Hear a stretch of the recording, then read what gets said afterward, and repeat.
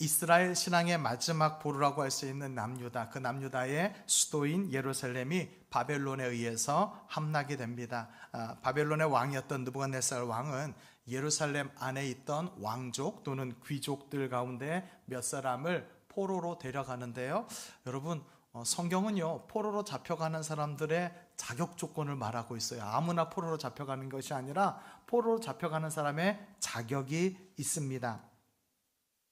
4절 말씀부터 나와 있는데요, 제가 조금 해석을 하면서 말씀을 드릴게요. 자, 포로로 잡혀갈 조건 첫 번째, 흠이 없어야 돼요. 흠이 없다는 것은 튼튼해야 된다, 건강해야 된다는 얘기고요. 두 번째, 용모가 아름다워야 된다. 이게 굉장히 마음이 아팠습니다. 포로로 잡혀가는데도 잘생겨야 된대요. 못생기면 포로로 잡아가지도 않나 봐요. 두 번째는 잘생겨야 된다. 세 번째는 모든 지혜와 지식을 통찰해야 된다. 지혜와 총명이 있는 사람이어야 된다. 네 번째는 학문에 익숙한 사람이어야 된다. 이것은 교육을 잘 받은 사람, 교육을 많이 받은 사람이어야 한다. 네 번째는 왕궁에 설만한 사람이어야 한다. 왕궁에 설만한 사람이라는 것은 왕궁에서 왕을 모실 수 있는, 그러니까 공무원 임용하는데 결격 사유가 없는 사람이어야 한다. 그 가운데 어떤 사람이냐? 소년이라고 이야기를 하고 있습니다. 소년이라는 말은 젊은이라고 이야기를 하고 있는 거죠. 왜 이렇게 자격 조건을 까다롭게 해서 이들을 데려가느냐? 특별히 선발한 걸출한 인물을 필요로 했어요. 바벨론은 거대 제국으로 모든 지배 민족을 포용해서 자신들의 필요에 따라 적재적소에 활용하는 그런 실용적인 정책을 펼쳤습니다. 그 일환으로 포로들을 데려다가 갈대아의 학문, 그들의 언어, 그리고 그들의 문화를 가르쳤어요. 그렇게 바벨론화 시키는 과정에서 자연스럽게 바벨론의 문물을 익히게 하고, 그리고 그 중요한 정책의 핵심 내용은 뭐냐면, 겉모습은 분명히 각 민족의 사람, 유대 사람은 유대 사람이고, 이렇게 각 민족의 모습인데 속 사람은 그 영혼까지라도, 뼛속까지 바벨론 사람으로 만들려고 했던 의도가 바로 이 바벨론화를 시키는 정책에 있었다라고 하는 거죠. 여러분, 세상이 그렇습니다. 세상이 우리 그리스도인들을 향하여서 이런 정책을 펼치고 있어요. 세상에 물들게 해서 구별되지 않게 하는 정책을 펼치는 거죠. 분명히 우리는 세상에 들어가서 빛으로 소금으로 살아가야 돼요. 빛으로 소금으로 살아가기 위해서는 우리는 구별되어야 됩니다. 구별된다는 것은 거룩함이라는 것을 말하고요, 거룩함은 성결을 이야기하고요, 그 성결은 오늘 설교 제목인 정결을 이야기를 하는 것이죠. 절대로 세상에 동화되어서 세속화되어서는 안 돼요. 사탄은 우리에게 그것을 요구합니다. 오늘 계속 반복해서 이 말씀을 드리려고 그래요. 우리를 박쥐처럼 만들려고 그래요. 교회에 오면은 예수 믿는 사람인 것처럼 보이게 만들고, 세상에 나가서는 예수 믿는 사람인지 모르게 예수 믿지 않는 사람과 동일하게 세속화시켜 버리는 거죠. 그리고 그것이 합리적이고 정당하다고 이야기하는 것이 세상의 정책이에요. 분명 겉모습은, 내가 어디 가서 종교를 쓸 때 종교란에 나는 기독교인이라고 쓰는데, 속 사람은 그 뼛속까지, 그 영혼까지 세상과 다를 것이 하나도 없다. 그럼 우리는 이미 사탄의 계략에 넘어간 거예요. 뭘 보면 알 수 있냐면, 여러분들이 추구하는 바가 무엇인가를 보시면 돼요.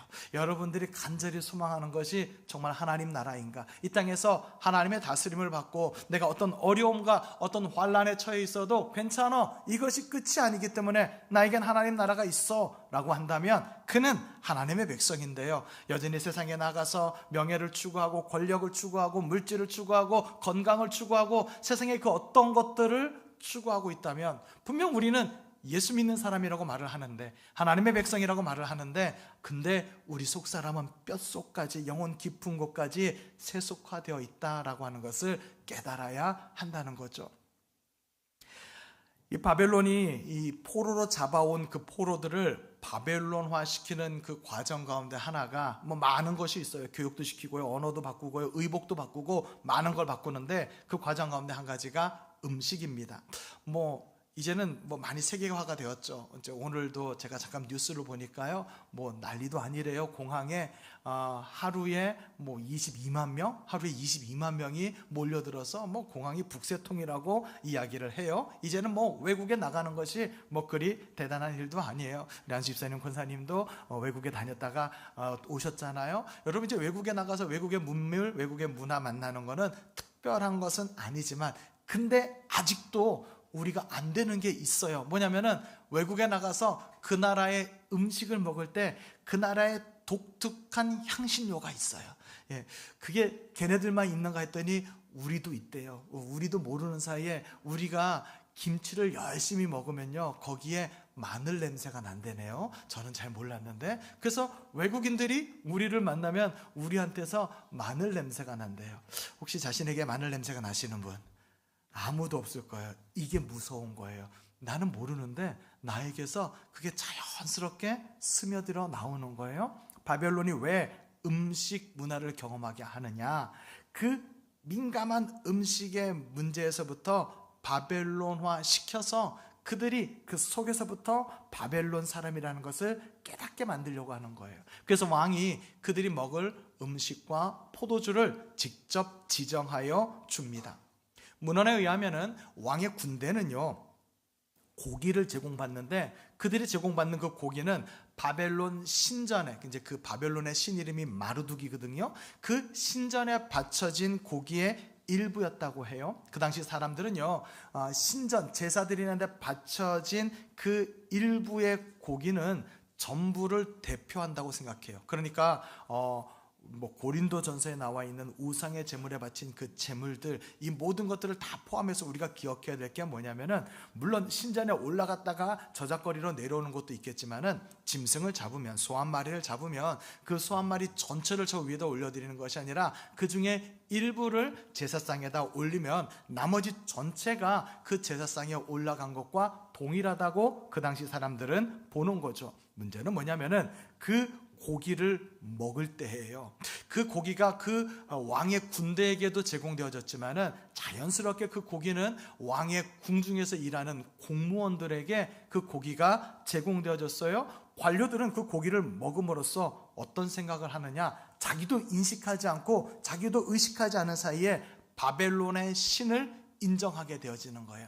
그래서 고린도 교회에서 첨예하게 우상의 제단에 올라갔던 그 음식을 먹을 것인가 말 것인가, 물론 사도 바울은 우리가 자유하다라고 이야기를 하지만 그것에 대해서 첨예하게 이야기를 나누는 것이 바로 이런 관점에서 보는 거죠. 바벨론의 신 마르둑을 인정하는 거, 인식하지 못하는 사이에 우상 숭배자가 되어버리는 거예요. 여러분, 이런 관점에서 오늘 다니엘과 그 세 명의 친구의 결단을 볼 수 있어야 돼요. 예루살렘에서 포로로 붙잡혀온 젊은이들 가운데 4명의 청년들이 이야기되고 있죠. 다니엘. 3명의 친구 이름 혹시 기억하십니까? 저는 주일학교 다닐 때 사드락, 메삭, 아벳느고 이렇게만 배웠는데요. 그렇게 또 어르신들이 많이 설교를 해주셨는데, 이 친구들 이름이 사드락, 메삭, 아벳느고로 외우면 안 돼요. 여러분, 저도 오늘부터 열심히 노력을 하려고 그래요. 이 친구들의 이름을 여러분 이제부터 7절 말씀에 나와 있는 것으로 기억하세요. 다니엘은 다니엘로, 그 다음에 하나냐, 미사엘, 아사랴, 요 히브리시 이름으로 여러분들 외우셔야 돼요. 7절에 나와 있는 이름, 다니엘, 하나냐, 미사엘, 아사랴. 이 4명의 친구들은 왕족이었을 거예요. 혹은 귀족이었을 겁니다. 아까 말씀드린 것처럼 잘생겼을 거예요. 똑똑했을 거예요. 교육을 많이 받았을 것이고요. 공무원으로 임용되는데 결격 사유가 없는 걸출한 인물들이었습니다. 이들은 언어 습득도 빨랐을 것이고요. 또 정치적인 판단을 빠르게 했을 거예요. 그러니까 무슨 말이냐면은, 내가 어느 편에 서야 될 것인가 라고 하는 것을 명확하게 잘 알았을 거예요. 자, 이 4명의 친구들이 바벨론의 포로로 잡혀와서 여전히 그 바벨론, 느부갓네살 왕, 그 바벨론 제국에 행하고 있는 바벨론화 교육의 한가운데 서 있어야 돼요. 네, 여러분들이 기억해야 될 게 있습니다. 뭐냐면, 포로로 잡혀온 사람이 이 4명만 있었던 것이 아니라는 거예요. 다니엘, 하나냐, 미사엘, 아사랴만 포로로 잡혀온 것이 아니라 정말 많은 사람들이, 많은 젊은이들이 포로로 잡혀왔어요. 그들은 두 부류로 나눌 수 있겠죠. 한 부류는 포로로 잡혀와서 바벨론의 그 교육, 바벨론의 문화, 바벨론의 모든 음식을 제공받으면서 거절했겠죠. 다니엘처럼. 우리는 하나님의 백성입니다. 나는 하나님의 자녀입니다. 그러니 우상에게 바쳐진 이것을 먹지 않겠습니다 라고 결단한 다니엘과 그 세 명의 친구와 같은 부류의 사람들이 있었겠죠. 아마 그들은 바벨론 제국의 공권력에 의해서 아마 처참히, 아주 무참히 짓밟히고 성공하지 못했을지도 몰라요. 반면에 또 다른 인물들도 있었겠죠. 바벨론에 들어와서 바벨론의 교육을 잘 습득하고 바벨론의 문화를 잘 습득하고 그리고 바벨론 안에서 승승장구하는 그런 인물들도 있었을 거예요. 근데 성경은 그들 이야기를 하지 않습니다. 완전히 처참히 짓밟혔던 사람이나 아니면 승승장구했거나 그들의 이야기를 하는 것이 아니라 오늘 우리가 읽은 다니엘과 그의 세 명의 친구를 언급하고 있지요. 왜 그럴까요? 성경의 관점은요, 모델이 되어지는, 그러니까 모범이 될 수 있는 인물을 드러내고 나타내는 거예요. 이 사람들이, 다니엘이 바벨론의 총리가 되었다거나 아니면 그 세 명의 친구들이 각 지역을 다스리는 총독이 되었거나 지방관이 되었기 때문에 그들을 부각시키는 것이 아니에요. 그들은요, 하나님의 백성으로서 자기의 정체성을 지켰기 때문에 그들을 모델로 삼아 주신 거예요. 오늘 메시지의 모든 흐름이 여기에 집중됩니다. 여러분들이 하나님의 백성으로, 저와 여러분들이 하나님의 자녀로 그 정체성을 잃어버리지 않고 그 정체성을 지킬 때 하나님은 우리를 신앙의 모델로 삼아 주실 것이고, 말씀드린 것처럼 다음 세대에 우리의 신앙이 전수될 수 있도록 우리의 신앙을 부각시켜 주실 것입니다. 사랑하는 성도 여러분, 믿음의 모델 되시기를 축복합니다. 신앙의 모델 되시기를 축복합니다. 아닌가요? 여러분 모두가 신앙의 모델 되시기를 주님의 이름으로 축복합니다. 젊은 다니엘은요, 이렇게 뜻을 정하죠. 왕의 음식과 포도주로 나를 더럽히지 않겠습니다. 우리에게도 이런 마음이 있어요. 사실은 여기 지금 예배드리는 여러분들, 오늘 여기 예배드리기가 쉽지 않았을 거예요. 오늘 아내하고 저하고는 아침부터 마음이 좀 이렇게 조마조마했어요. 오늘은 다들 어디론가 가셨을 텐데 예배를 드리기가 좀 어려울 텐데 이런 생각을 많이 했는데 다들 여기 오셨잖아요.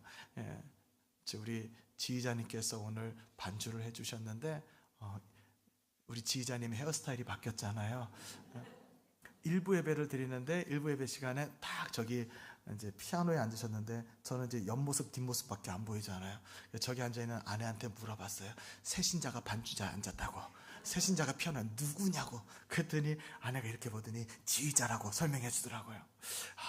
저 얼마나 감사했던지, 얼마나 바쁠 텐데요. 그러니까 어느 집의 며느리인데, 어느 집의 귀한 며느리인데 이러고 나오기가 쉬운 일이 아니잖아요.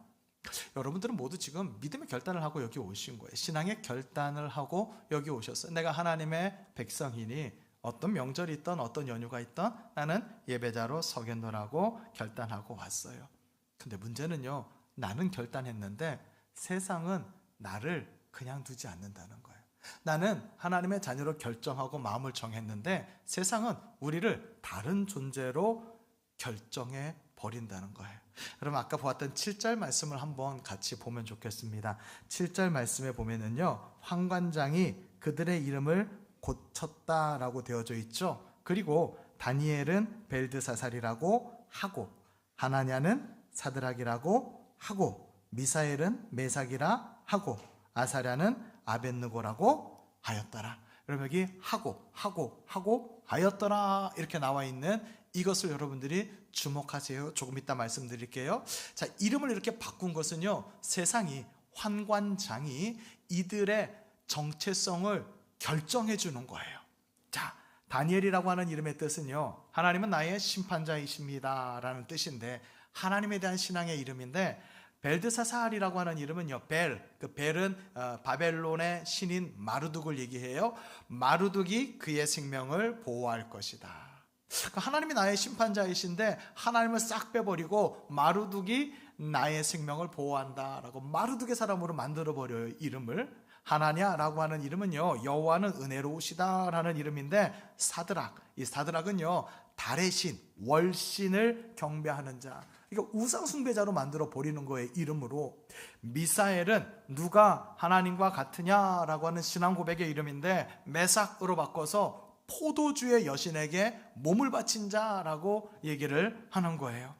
아사랴는 여호와께서 도우셨다라는 이름인데요, 아벤느고, 이 아벤느고는 아까 말씀드린 바벨론의 신인 마르둑의 아들인 나부거든요. 그 아들의 종이다, 그러니까 나부신의 종이다라고 우상숭배자로 만드는 거예요. 여러분들을 우리는 성도라고 불러요. 저희 아버지가 목회하실 때 주보에다가 항상 성도라고, 이게 주보 위에다가 이렇게 딱 써놓으셨어요. 이게 뭔지 전 잘 몰랐어요. 왜냐면은 우리 아버지 세대만 해도 한자 세대이기 때문에 그 성도를 한자로 써놓으신 거죠. 저는 읽을 줄도 몰랐는데 이제 아버지가 가르쳐 주셔서 그게 성도구나 하는 걸 알았거든요. 여러분, 성도가 뭡니까? 잘 모르시죠? 예, 성은 거룩할 성자를 쓰잖아요. 도는 무리도자를 써요. 그래서 아버지가 한 40년 전에 저한테 가르쳐준 걸 아직도 전 잊지 않아요. 성도는 거룩한 무리라는 거예요. 여러분들이 스스로 성도라고 생각하고 있는데, 누가 여러분들을 넌 성도가 아니야, 넌 지금부터 무당이야, 그럼 여러분 기분 좋겠어요, 안 좋겠어요? 예? 그것도 그냥 무당이라고 안 하고 넌 지금부터 박수 무당이야, 그럼 기분 좋겠어요, 안 좋겠어요? 지금 그 일이에요. 지금 이 사람들이 믿음으로 다니엘, 하나냐, 미사엘, 아사랴라고 이름을 정했는데, 근데 황관장이 우상숭배의 이름을 갖다 붙여준 거예요. 아까 제가 7절 말씀에 하고 하였더라 라고 말씀을 드렸잖아요. 그 하고 하였더라 라는 말과 8절 말씀에 보면은 뜻을 정하여 할 때 그 정하여라는 말과 같은 히브리어 숨이라는 단어를 써요. 이 숨이라고 하는 단어는 뜻을 정하였다, 결정했다라고 하는 그런 의미거든요. 그러니 무슨 말이냐면 7절에 환관장이, 세상이 이 사람들의 정체성을 정해주는 거예요. 이름을 정해줘서 그 이름대로 살아가라라고 명령하는 거죠. 그런데 그런 세상 한가운데서 하나님의 백성들이, 아니 나는 하나님의 백성이야 라고 결정하며 살아가는 것이 쉽지가 않다는 거예요.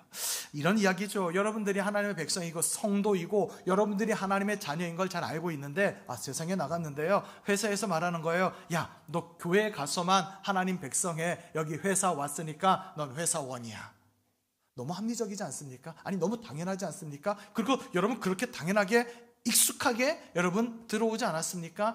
아니에요. 이것을 잘 생각해 보세요. 창세기 12장에 보면요, 아브라함이 하나님의 부르심을 받아요. 하나님의 부르심을 받아서 가나안을 향해서 내려갑니다. 자, 그때 12장 7절 8절 말씀에 이런 말씀이 나옵니다. 여호와께서 아브라함에게 나타나 이르시되 내가 이 땅을 네 자손에게 주리라 하신지라. 자기에게 나타나신 여호와께 그가 그곳에서 제단을 쌓고, 자, 하나님께 제단을 쌓았다는 말씀이 나와요. 8절 말씀에 거기서 베델 동쪽 산으로 옮겨 장막을 치니 서쪽은 베델이요 동쪽은 아이라. 그가 그곳에서 여호와께 제단을 쌓고 여호와의 이름을 부르더니. 8절에는 하나가 추가됐죠. 제단을 쌓고 여호와의 이름을 불렀대요. 7절과 8절 사이에 묘한 뉘앙스가 있는데요, 이게 차이점이 뭐냐면은 7절에는 하나님이 아브라함에게 나타나셨고, 그리고 아브라함은 자기에게 나타나신 여호와께 제단을 쌓았는데, 근데 8절에는 여호와의 이름을 불렀다는 거예요. 이렇게 한번 생각해 보세요. 가나안에 아브라함이 들어갔는데, 가나안에도 이미 바알과 아세라와 같은 토착신앙, 우상숭배가 있었던 거죠. 이미 우상숭배가 팽배한 그 한가운데 하나님을 섬기는 제단을 쌓는다는 것은 쉽지가 않아요. 우리 지난주에 우리 정기종 안수집사님 통해서 들었던 특강 가운데 그런 내용 기억나세요? 이슬람 문화권에 가서 예배를 드릴 때에 소리가 새 나가면 안 되니까 전부 다 소리가 안 나가게 막고, 예배 드리는 것 자체가 굉장히 위험하고 어려운 일들이라는 얘기를 하셨잖아요. 여러분 생각해 보세요. 지금 예수님도요, 가이사랴 빌립보에 가서 오늘 찬양한 그 베드로에게 너희는 나를 누구라고 하느냐 그랬더니 이 베드로가 주는 그리스도시요 살아계신 하나님의 아들입니다라고 고백하잖아요. 그 장소가 어딘지 아세요? 그 장소가 온갖 우상 숭배가 가득한 장소예요. 그 길거리 한 거리에서 한 가운데서 하나님, 예수 그리스도 이걸 고백하는 것은 사실은 쉽지 않은 일이죠. 아브라함도 마찬가지예요. 이미 가나안에 우상 숭배가 팽배해 있는 그 세상 한가운데 가서 그곳에서 하나님을 믿고 있다는 자기의 신앙을 표현하기 위해서 하나님의 제단을 쌓는 것은 쉽지 않은 일이에요. 그래서 여러분, 이 창세기 12장 7절 8절 그 행간에 이런 부분들을 좀 읽을 수 있어야 돼요. 아브라함이 하나님을 섬기는 제단을 쌓을 때요, 가나안 사람들이 참견하지 않아요. 간섭하지 않아요. 못하게 방해하지 않아요. 그것은 아브라함에게 이런 이야기를 하는 거예요. 내가 너의 신앙 인정해 줄게. 그러니 네가 가나안에 들어왔으니 가나안의 신앙도 받아들여. 여러분, 이게 얼마나 무서운 일인지 아세요? 내가 너를 인정해 줄게. 내가 너가 하고 있는 거 다 인정해 줄게. 근데 너도 우리 거 받아들여.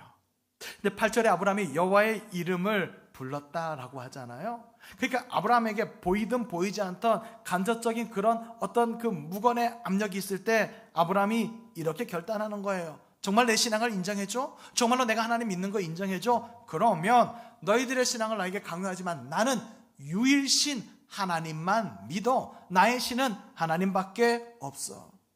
여러분, 이것이 결코 쉬운 일이 아니에요. 왜냐하면 아브라함은 민족이 같이 오고 있지만, 자기의 그 족속이 같이 오고 있지만, 그러나 한 가정의 족장일 뿐이에요. 근데 가나안 땅에는 이미 강력한 세력들이 있단 말이에요. 그들에게 자기의 신앙을 고집한다는 것은 굉장히 어려운 일이에요. 목숨을 걸어야 되는 일이에요. 아브라함의 신앙의 결단, 오늘 우리에게 이런 결단이 필요해요. 세상이 우리에게 이렇게 말한다고요. 우리가, 세상이 너희 기독교인들 신앙 인정해 줄게. 너네가 하고 싶은 거 인정해 줄게. 그러니 너희들도 이 세상의 신앙을 인정해야 돼. 세상의 신앙을 받아들여야 돼. 1부 예배를 마치고 이제 잠깐 아내랑 얘기할 시간이 있어가지고 아내랑 잠깐 얘기를 하는데, 1부 예배 마치고 이런 얘기를 하더라고요. 설교를 듣고 나서 우리가 결단을 해야 되잖아요. 근데 아내가 그래서 뭐 어쩌라고. 그러니까 뭐냐면은 난 하나님 잘 믿고 있다는 거예요. 난 우상 숭배 안 한다는 거죠. 나는 신앙생활에서 걸릴 거리 하나도 없다라고 얘기를 하는 거예요. 제가 원고를 썼는데 우리 교회 성도들 가운데 과연 이런 분들이 있을까 생각을 했는데요. 한번 생각해 보실래요? 명절 되면요, 이런 타협이 우리에게 들어오는 게 있어요. 그게 여러분 가정이 아니고 여러분들이 일가 친척을 만났을 때, 믿지 않는 일가 친척들이 이런 타협을 할 때가 있다고요. 제사를 지내는 집에서 너는 그리스도인이지? 너 기독교인이잖아. 너가 하고 싶은 대로 해. 너 기도하고 싶으면 기도해. 너 예배 드리고 싶어? 그럼 예배 드려. 아니, 먼저 예배 드리게 해줄게. 너희 예배 드릴 때 우리 그 뒤에 앉아 있어 줄게. 대신 우리도 제사 드리게 해줘. 우리가 제사 드릴 때, 우리가 너네 예배 드릴 때 그 뒤에 앉아준 것처럼 우리가 제사 드릴 때 너네도 그 뒤에서 같이 절해줘. 여러분, 굉장히 합리적인 제안처럼 보이지 않으세요? 우리가 예배 드릴 때 그들도 우리와 함께 앉아주니까 그에 대한 보답으로 그들이 제사 지낼 때 같이 앉아서 절을 해주거나 제사에 참여해 주는 것이 합리적인 것처럼 보여요. 하나님 그걸 원하지 않는다는 거예요. 하나님은 우리가 세속화되기를 원하지 않으세요. 하나님은 우리가 세상 한가운데서 유유자적 떠다니는 구원의 방주가 되기를 원하세요. 세상과 구별되기를 원하시고 세상 속에서 빛으로, 소금으로 살아가기를 원하세요. 그러려면요, 거절할 수 있어야 돼요. 그들의 그 합리적인 요청에 거절할 수 있어야 돼요. 다니엘과 그 세 명의 친구들, 유대에서 붙잡혀온 그 모든 포로들에게 왕이 주는 음식과 왕이 주는 포도주를 먹고 너희가 바벨론화 되어야 돼 라고 말하는 그 일에 대해서 다니엘이 거절한 것처럼 우리도 거절하는 방법을 알아야 된다는 거죠. 8절 말씀 보십시오. 8절 말씀에 이렇게 써 있습니다. 다니엘은 뜻을 정하여 왕의 음식과 그가 마시는 포도주로 자기를 더럽히지 아니하리라 하고 자기를 더럽히지 아니하도록 환관장에게 구하니.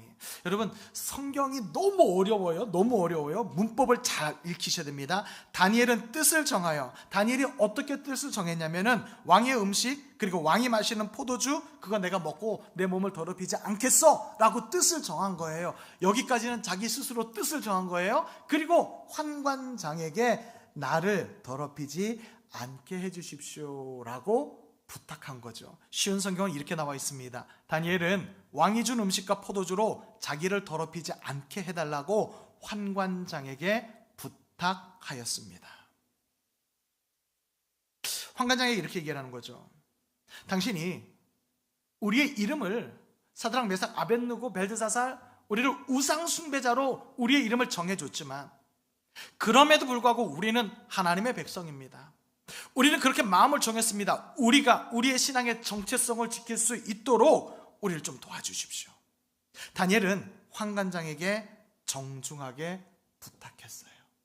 혹시나 여기 계신 분들 중에 혹시나 이번 명절에 제사의 문제로 혹시 부딪히게 되어지면 정중하게 부탁하세요. 죄송합니다. 제사 지내는 일에서 저희 가족을 제외시켜 주십시오. 여러분 절대로 다투지 마세요. 다니엘이요, 포로로 잡혀올 때 그는 소년이라 그랬어요. 젊은이라고요. 젊은이들은 혈기가 있잖아요. 젊은 혈기를 가진 청년 다니엘이요, 다투지 않았어요. 싸우지 않았어요. 정중하게 부탁했어요. 정중한 부탁이지만 거기에는 굉장한 결단이 있는데 목숨을 걸은 거예요. 그것을 거절함으로 말미암아 바벨론에서 그가 당할 그 어려움을 감수하고 부탁하는 거죠. 신앙을 지키기 위해, 믿음을 지키기 위해, 자기의 정체성을 위해 다니엘은 목숨을 걸었습니다. 여러분은 여러분의 신앙을 지키기 위해 무엇을 포기하겠습니까? 신앙의 선조들, 우리의 신앙의 선조들은요, 예수 그리스도를 위해서 자신의 모든 것을 포기했어요. 여러분들은 예수를 위해서 무엇을 포기하시겠습니까? 신앙의 정체성을 지키기 위해서는요, 포기하는 것이 있어야 돼요.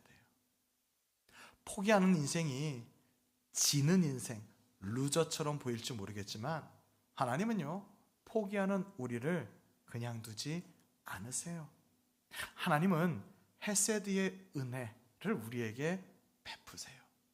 요 헤세드의 은혜가 하나님을 위해 믿음을 결정하고 정체성을 결단하여 정결하게 살기로 결정한 인물에게 주시는 하나님의 은혜예요. 두 가지를 좀 얘기를 드리려고 합니다. 제가 중학교를요, 동국대학교 사범대학 부속중학교를 나왔어요. 동대부중은 불교중학교입니다. 그리고 제가 중학교를 다닐 때까지만 해도요, 매주 월요일에 애국조회를 했고요, 매주 토요일에는 주말조회를 했고요, 그리고 수요일 날인가도 뭔가 그 운동장에 모여서 뭔가 하는 그게 있었어요. 그리고 일주일에 2번은 법회 시간이 있습니다. 한 번은 법사, 남자가 들어오고요, 한 번은 그 불교의 승려인데 여자 승려를 이제 비군이라 그러거든요. 여자 승려가 들어오는 법회 시간이 있어요. 그러니까 일주일에 적어도 4번 내지 5번은 불교의 시간이 있어요. 여러분 제가 오늘도 우리 이제 다음 세대와 같이 예배를 드리는데 여러분 우리 다음 세대와의 예배를 굉장히 잘 생각해야 돼요. 우리 예배 드릴 때 빼놓지 않게 하고 있는 신앙 고백, 뭘로 신앙 고백하고 있냐면 사도신경으로 신앙 고백하고 있죠. 우리 대표 기도하시면 대표 기도 끝나고 그 뒤에 뭐 하죠? 주기도문 하죠. 제가 여쭤보겠습니다. 우리 아이들이 사도신경 할 때 따라 할까요? 안 할까요? 대답 안 하실 줄 알았어요. 이렇게 오늘 굉장히 조용한데 안 하실 줄 알았어요? 여러분 근데요, 놀라운 사실을 제가 알려드릴게요. 제가 목사 아들인데 불교 중학교에 들어갔잖아요. 근데 모든 그 불교 시간에는 몇 가지가 있어요. 여러분들 여기서 아시는 분들도 있을래나? 참불갑, 뭐 팔정도라든지 뭐 이런 삼귀이라, 아무도 모르시는 분위기라서 너무나 감사합니다. 그리고 그들이 우리 사도신경처럼 외우는 불경이 있는데 반야심경이라는 게 있어요. 여러분 제가 반야심경을 했을까요? 안 했을까요? 이 저에 대한 이런 신뢰가, 제가 그 불교 시간에 반야심경을 했을까요? 안 했을까요? 안 했어요. 고맙습니다. 안 했어요. 3년 동안 안 했어요, 저는. 근데요, 여러분, 놀라운 사실은요, 제가 목사인데 아직도 반야심경을 외워요. 누가 와서 반야심경 하면 줄줄줄줄 따라 할 수 있다니까요. 팔정도 다 알고요, 삼귀 다 안되니까요. 네. 왜 그런지 알아요? 들었기 때문에.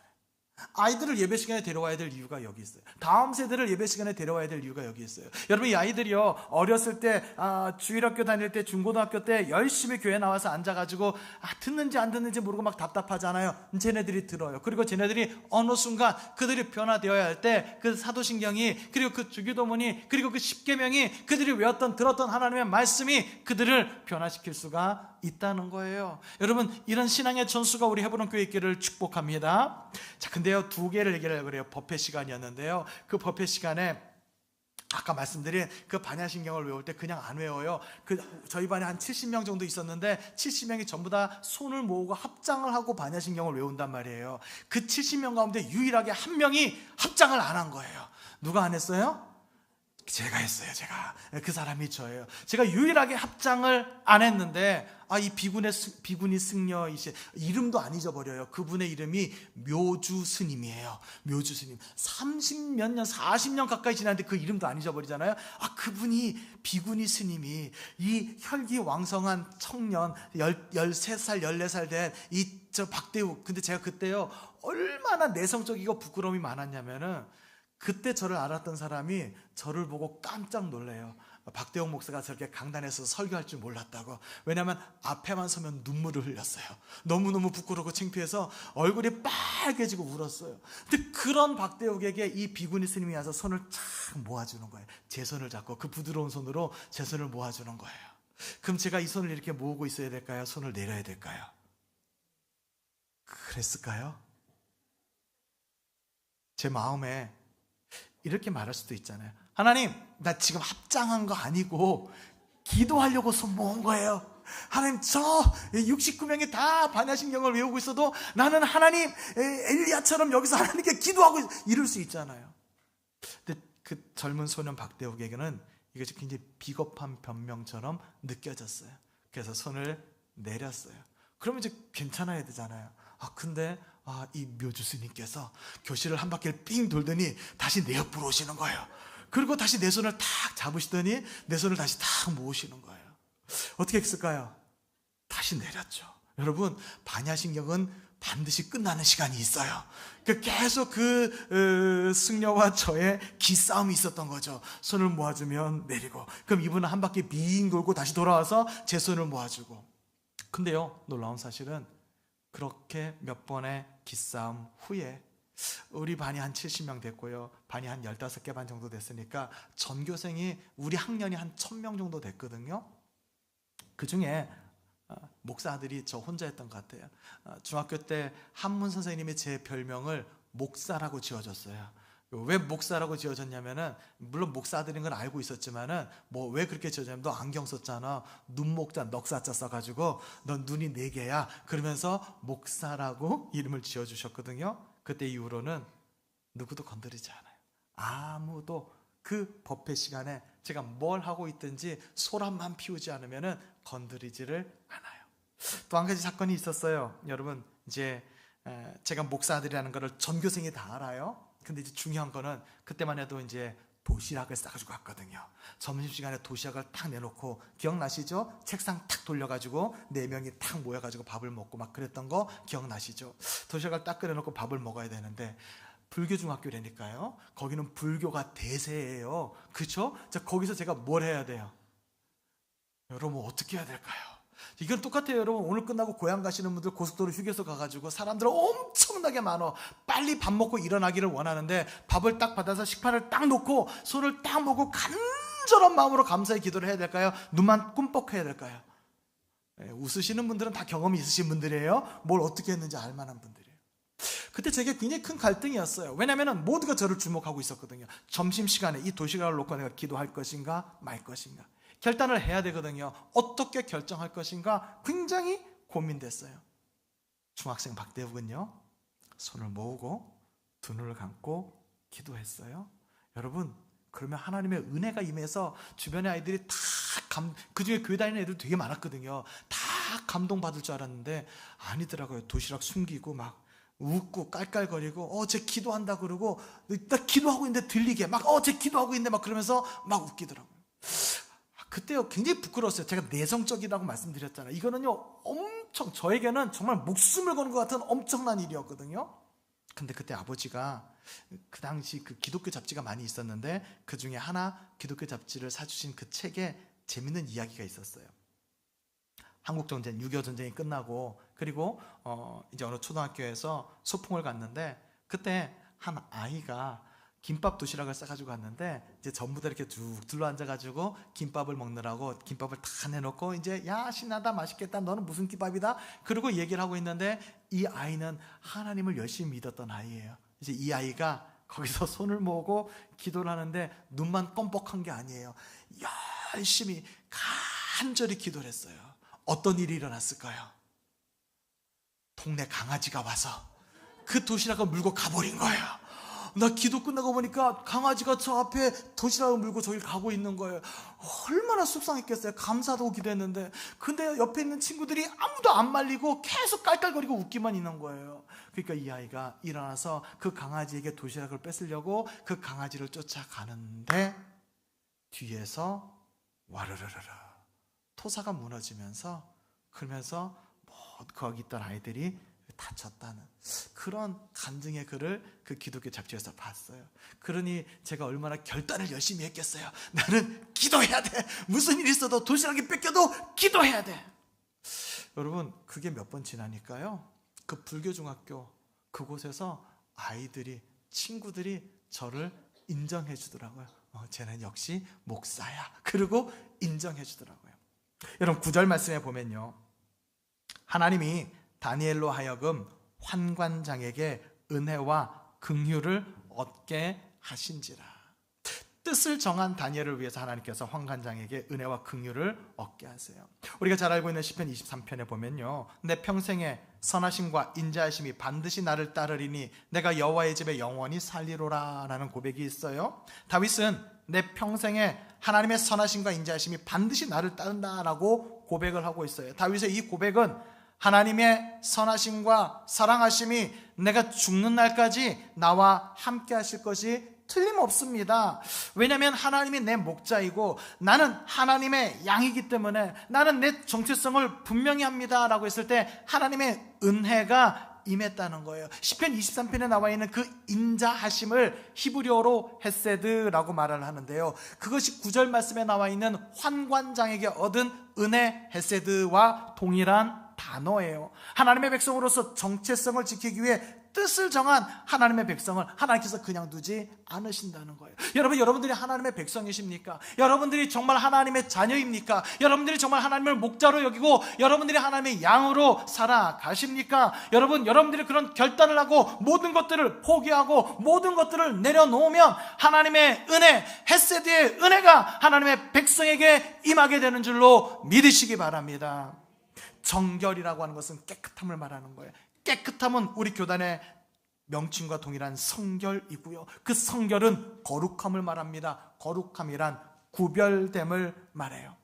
저와 여러분들이 세상 한가운데 교회에서만이 아니라 우리가 살아가는 삶의 현장에서 그리스도의 신부로서 거룩함을 누리기를 원한다면 세상에 어떤 유혹을 해올지라도 세속화되지 않고 세상과 동화되지 않고 구별되고 거룩하고 성결하고 정결한 하나님의 백성이 되어야 될 줄로 믿습니다. 세상과 구별되기 위해 몸부림치며 노력하는 우리 헤브론 교회 성도들에게 이 명절의 연휴 기간에 하나님의 은혜, 헤세드의 은혜가 충만하기를 주님의 이름으로 축복합니다.